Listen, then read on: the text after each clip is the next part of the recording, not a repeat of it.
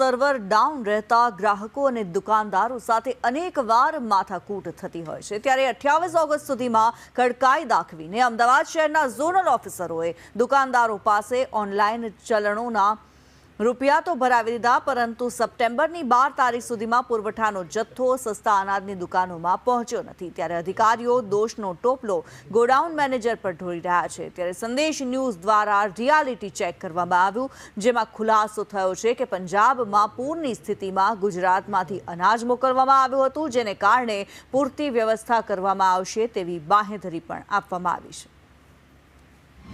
50% દુકાનોમાં જથ્થો પહોંચ્યો નથી એ બાબતમાં કોઈ તથ્ય જણાતું નથી। જો હું આપને હકીકત જણાવું તો સિટી ગોડાઉનથી લગભગ 850થી વધુ દુકાનોમાં DSD થાય છે, એટલે કે ગોડાઉન પરથી દુકાન પર જથ્થો પહોંચે છે।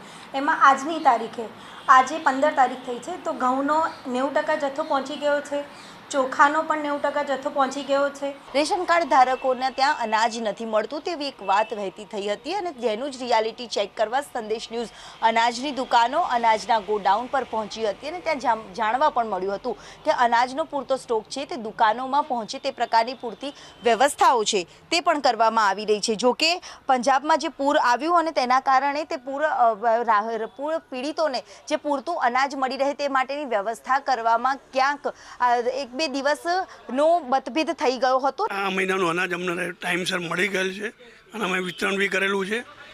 કોઈ વખત સર્વરના હિસાબે કાં તો ગાડીના હિસાબે કોઈ વખત કોઈનો માલ આગળ પાછળ થઈ શકે છે, બાકી માલ અમને નિયમિત મળે છે અને અમે પબ્લિકને બી નિયમિત રીતે અમે જથ્થો વેચાણ કરીએ છીએ। સર્વરના હિસાબે ઘણા બધા પ્રોબ્લેમો થતા હોય છે। દુકાનદાર તરીકે અને ગ્રાહક વચ્ચે ક્યાંક માથાકૂટ થઈ સર્વરના કારણે?